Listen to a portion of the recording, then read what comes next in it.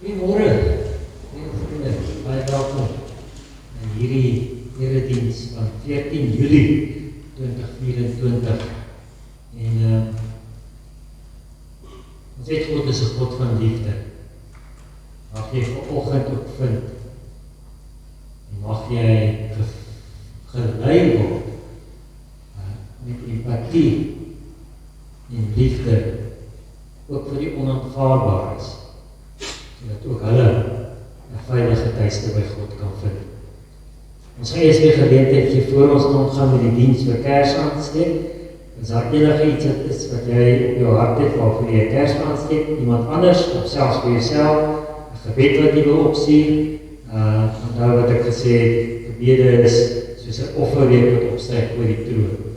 En ons sal elke Sondag 'n geleentheid gee. Kom steek net eenhou Kers op ons elke Sondag 'n geleentheid gee. As daar iemand is wat 'n gebed het wat hy na die Here toe wil opstuur, dan moet ons die geleentheid daarvoor skep. So ons het 'n geleentheid nou om Kers aan te steek.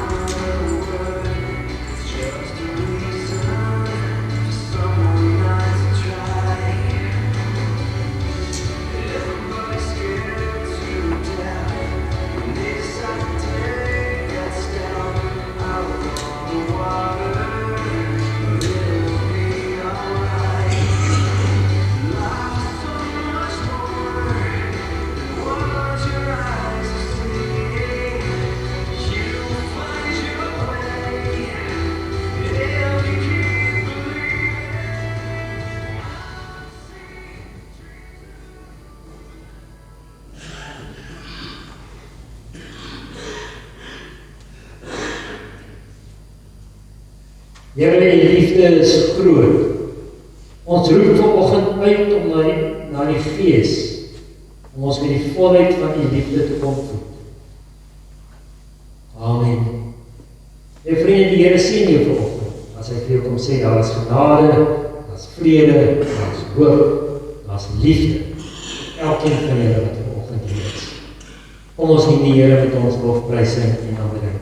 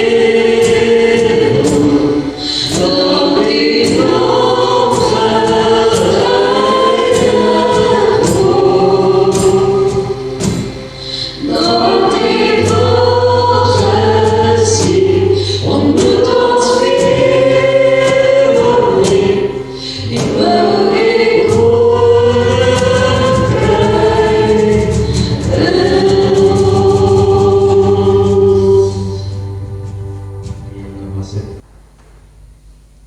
Goed, ons skriflesing, lieve vriende, is uit Matteus 8. Ons gaan die eerste paar verse van Matteus 8 lees, is die verhaal van Jesus wat 'n melaatse gesond maak. Ja, dit spesifiek die kerk gelys aan Amerika, waar die pastore baie ryk geword het, en al die tegnieke wat jy kan gebruik, so, maar ek moet nie worry nie, kyk nie eens ek weet nie, want dan sê ek ook nog geld vir jou. En kom ons bid net eers saam. As dit stil word in ons harte, wag ons op U, Here, om in ons stiltes in te klim, en dit te vul met U boodskap, U woorde van lewe wat U vanoggend vir ons wil kom gee. Mag ons hoor, nie wat ons vanoggend wil hoor, maar wat ons moet hoor, om ons harte te vul met die liefde wat U vir ons kom gee. Here, U het die aardse lewe gebruik om mense se hoop te kom herstel, om met eer en status te gee aan die onaanvaarbares van die samelewing. U het hulle weer aanvaarbaar gemaak, hulle weer by die gemeenskap geïntegreer. Here, ons weet daar sekere siektes en toestande, wat het baie moeilik maak vir mense om hier in die kerk te kan kom, of tussen ander mense te kom selfs. Maar dit beteken nie dat hulle van minder waarde is vir U nie. Here, help ons om mense nooit van hulle waarde te stroop as beeld van God nie. Maak nie saak wat hulle situasie is nie, wat hulle gesê of gedoen of deurgegaan het nie. Mag ons elke mens met dieselfde liefde omvang, met dieselfde empathie raak sien, met dieselfde deernis na elkeen uitreik. Mag ons, Here, soek om mense met waarde te kleed, om vir hulle te sê, alles is oukei. Want dan sit ons soos Job op die ashoop, sit ons nie alleen, U sit saam met ons. Mag ons mense se harte en lewens aanraak, deur hierdie hoop en waarde en die liefde van Christus aan hulle te gee. Amen. Kort stukkie Matteus 8 daarby vers 1, Jesus het afgekom van die berg af en 'n groot menigte mense het saam met hom gekom. 'n melaatse kom kniel toe voor hom en sê, Here, as U wil, kan U my gesond maak. Toe steek Jesus sy hand uit, raak hom aan en sê, ek wil, word gesond. En sy melaatsheid was onmiddellik weg. Jesus sê toe vir hom, jy moet dit vir niemand vertel nie, maar gaan wys jou vir die priester en bring die offer wat Moses voorgeskryf het. Dit sal vir die mense die bewys wees dat jy rein geword het. Lees net tot daar, dis nie daai kort stukkie. Die vriende van wat ek Damien het 'n bediening gehad onder die melaatses in Hawaii. Vader Damien se mening was dat geen mens ooit uitgewerk behoort te voel uit die wêreld. En daarom het hy hier tussen die melaatses ingekom en gesê, hier het die kerk werklik 'n rol te speel. Hier moet die kerk dalk selfs leiding neem in die versorging van die uitgeworpenes van die wêreld. Die kerk moet sorg vir die siekes, die onwelkomes, die mense wat nergens liefde kan kry nie. In Jesus se tyd het almal nie. Ek het hier geskryf, weggeskraap van die melaatses af, maar hulle letterlik draai om die melaatses geloop. Die onsekerheid van die siekte was oral gevrees.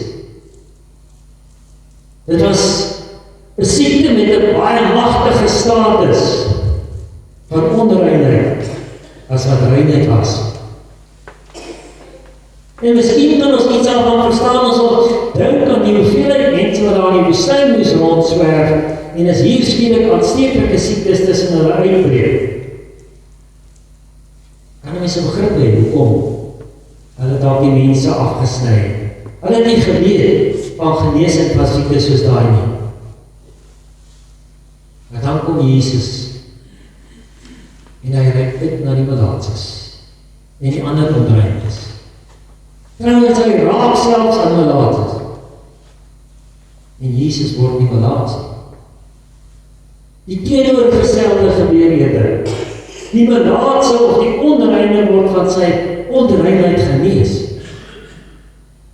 Elke persoon met wie Jesus baie kry weer aanvaarding, kry hoop, kry toekoms.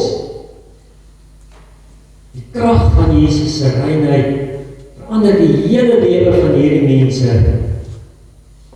wat eintlik nêrens hoor het. En dit is vir ons die bevestiging dat reinheid altyd sterker is as onreinheid.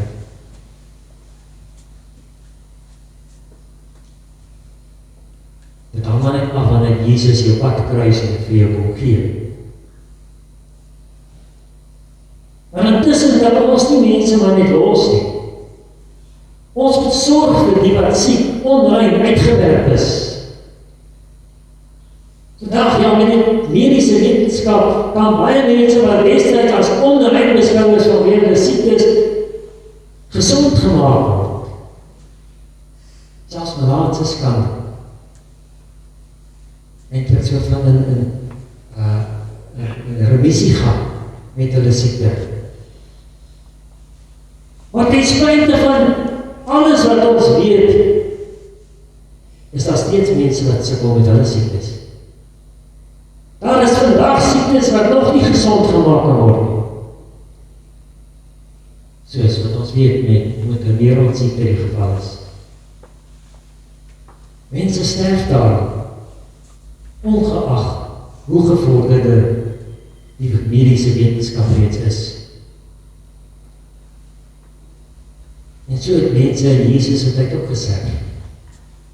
Hy het elke melaatse, elke sieke, elke krepelige gesond gemaak het.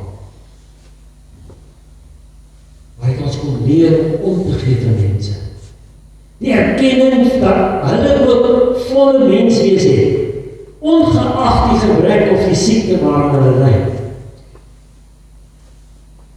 Dit gaan daaroor dat ons waarde toeken aan mense vir wie hulle is, skepings van God. Hulle is nie skielik minder, net omdat hulle siek of krepeel of klein of geestelike lyding het nie. Want ons het 'n paar maande terug gepraat oor Dawid wat sommer net gesê het, nou mag geen krepele of blinde in die tempel kom nie, want hy was kwaad oor wat die vyande van hom gesê het. Baie mense is steeds beeld van God. As ons vir die uitgeworpen is 'n ruimte gee binne die kerk om te bestaan, gee ons vir hulle meer as wat fisiese genesing vir hulle kan gee. Want ons gee vir hulle 'n toekoms. Hulle is steeds deel van God se gemeenskap. Ons gee vir hulle hoop vir vandag en vir môre. Ons gee vir hulle 'n geleentheid om te mag lewe. Ons gee sin aan hulle bestaan. Ons gee erkenning dat ook hulle misvorm, siek, moedeloos, net soveel deel van God is as ons. Kindermoeder Teresa het gesê, vir meeste melaatses is die grootste probleem nie hulle melaatsheid met al sy verskillende mediese en liggaamlike gevolge nie. Gister vir die finalejaars het gesê dat melaatsheid se groot probleem is nie dat melaatsheid jou laat optrok nie. Melaatsheid maak jou senuweeblindheid, want jy geen gevoel het nie. So jy trap in 'n geroeste spyker en jy loop die hele dag met daai spyker in jou voet, want jy kom nie agter wie in 'n spyker getrap nie. Jy vryf jou oog, en dan vryf jy jou oog uit, want jy voel nie jou oog nie.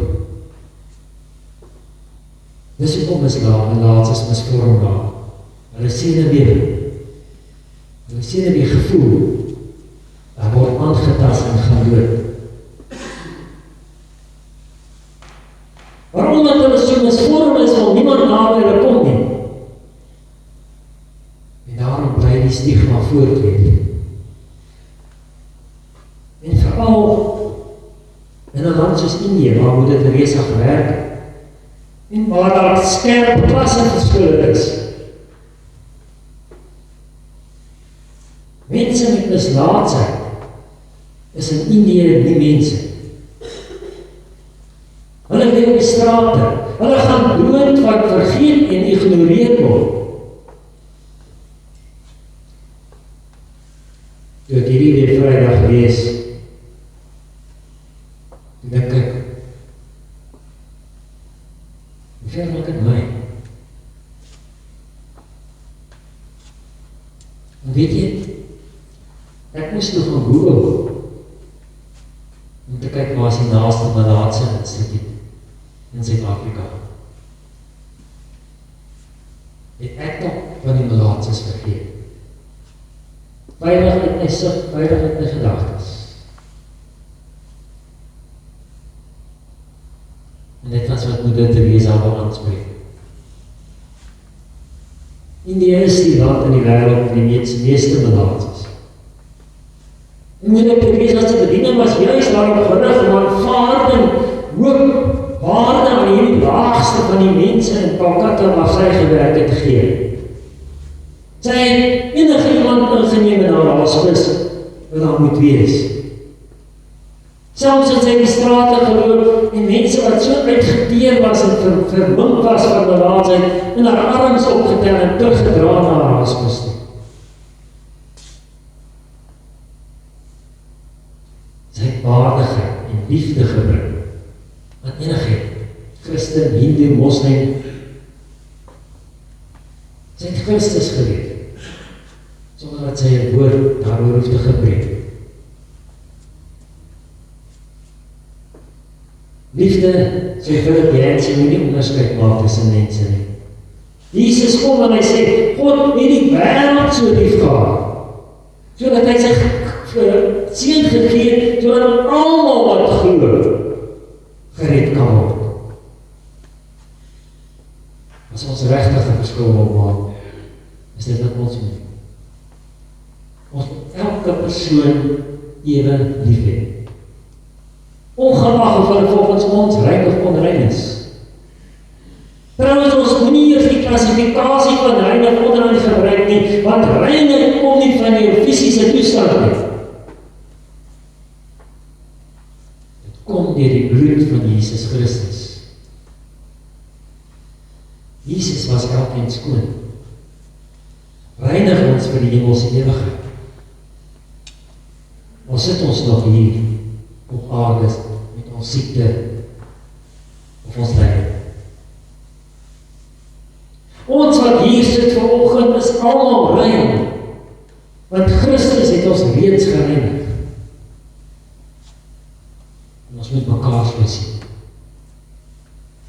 Ons kan nie anders na mekaar kyk as deur die bloed van die lam. En deur die bloed van Christus is ons almal dieselfde. Ons gaan nie onverskillig wees nie. Ons sal soos in COVID op ons vol afstand en ons maskers gehad het, so sal ons nie onverskillig omgaan met mense wat hoogs aansteeklike siektes het nie.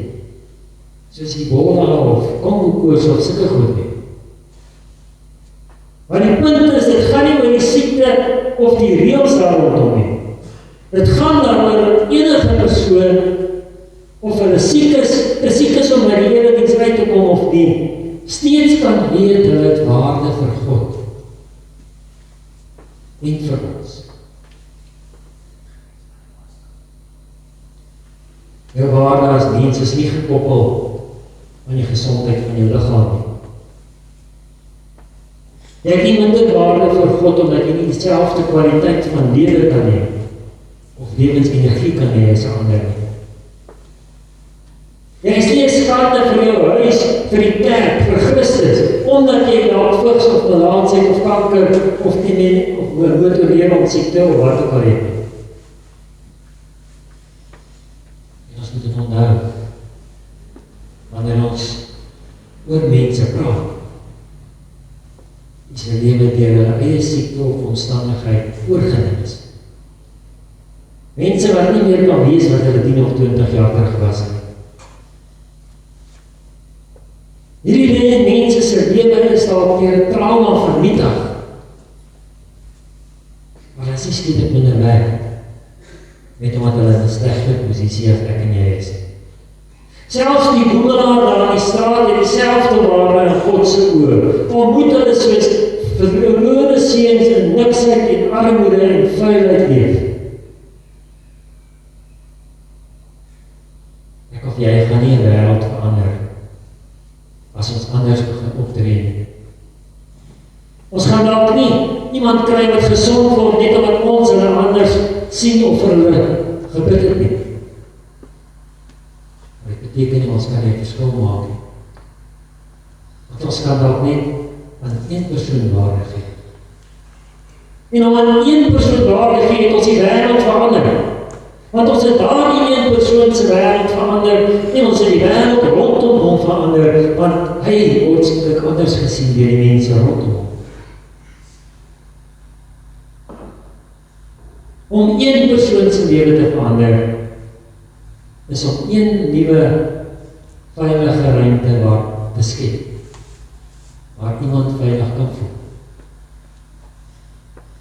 En wat 'n beter plek is dit, om hierdie veilige ruimte te skep, as jy binne die gemeenskap van gelowiges. Ons kan dit skep vir elkeen wat nie by die deur instap, vir elkeen wat daar by die kerk wil inskakel wanneer jy kan kom.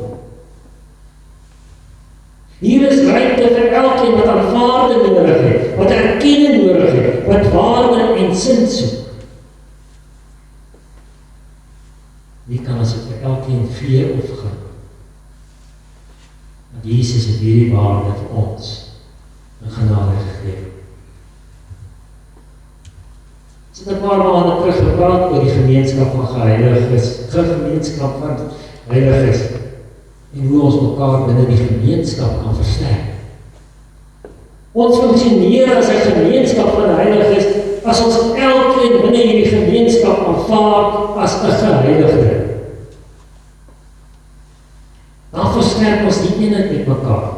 Gee ons vir mekaar aanvaarding en die ruimte om onsself te mag wees binne die gemeenskap.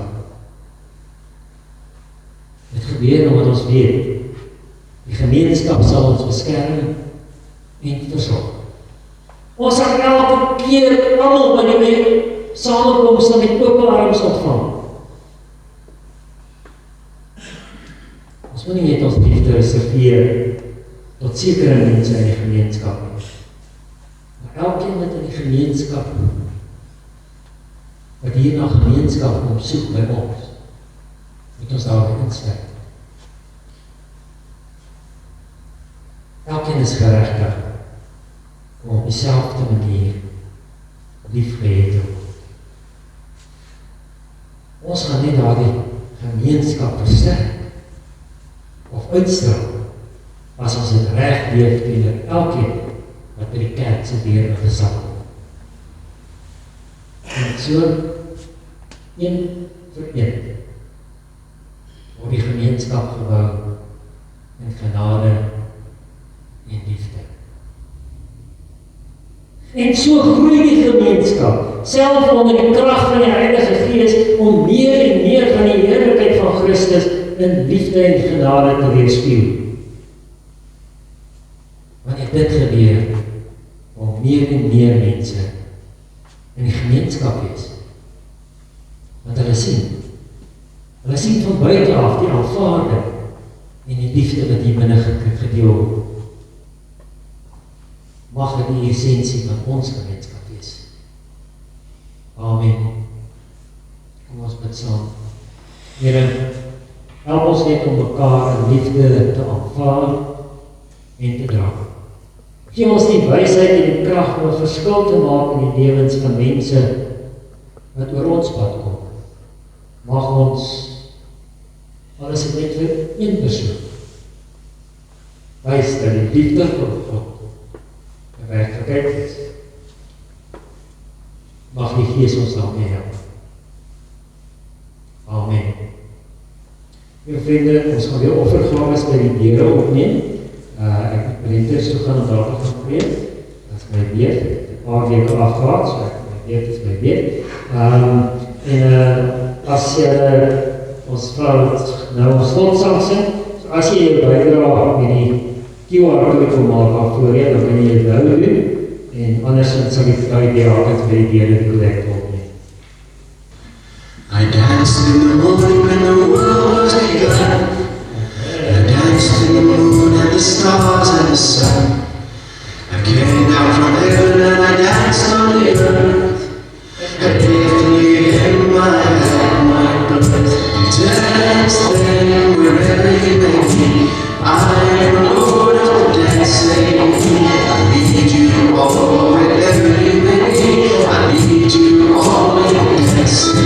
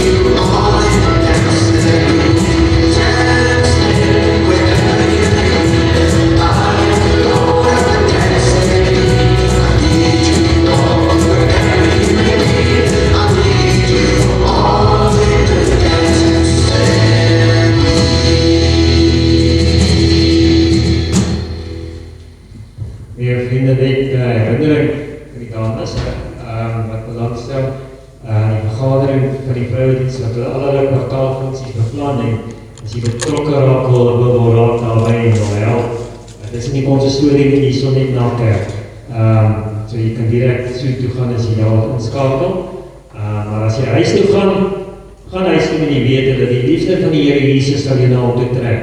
Die krag van die Here Jesus sal jou sterk maak vir sy diens en die vreugde van die Here Jesus sal jou vervul.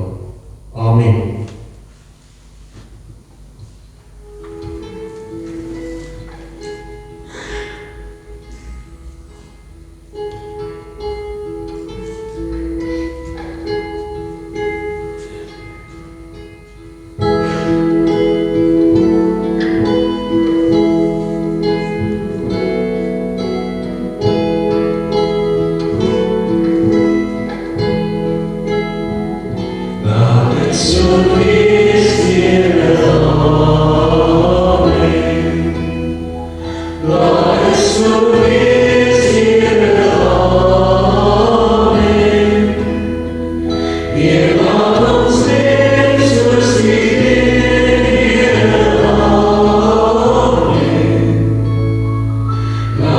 It's